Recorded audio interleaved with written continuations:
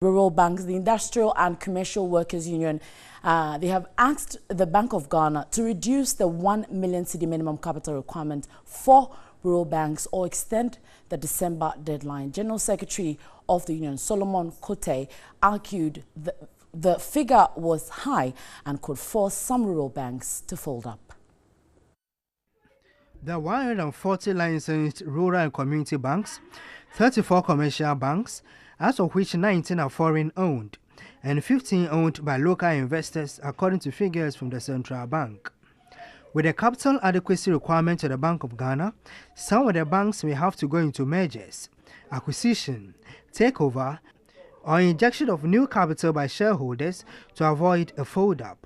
The license of UT and Capital banks were revoked because they were heavily deficient in capital and liquidity, and their continuous operation exposed the financial system to instability and depositors' funds to risks. Commercial banks have up to December to raise 400 million cedis to recapitalize. To further sanitize the banking sector, the BOG has directed rural and community banks to meet a new capital requirement of 1 million cedis. Measures should not also be forced by some government decision to make people rush into things that they are not ready for. Okay, because in their various constitutions that they have or regulations that they have, it should be there in any of their clauses that in a given time we should look for some measures to grow ourselves out. Okay, some might have started small. We know a lot of the rural banks who are now operating more or less like commercial banks. Okay, they've really outgrown, they've got agencies all over, and they are doing fantastically well. He said some of the banks could fold up if the December deadline is not extended. These rural banks have held this economy at its back over the years until now. Some of them have gone ahead.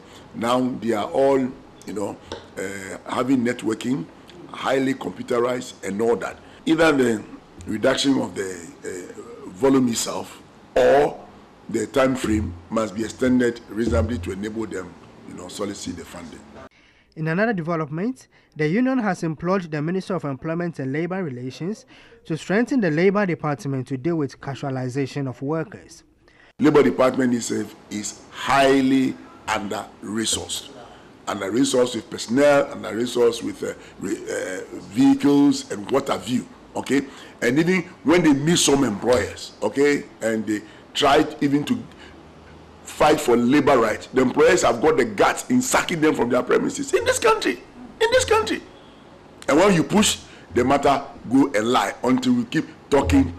When even they have issued collective bargaining certificate, foreign employers can say, no, I'm not ready to work with it. And this matter must also go to court. This is how vulnerable that department has become. The union says it will petition the Ministry of Employment and Labour Relations to facilitate the amendment to the Industrial Law 651 to protect rights of workers.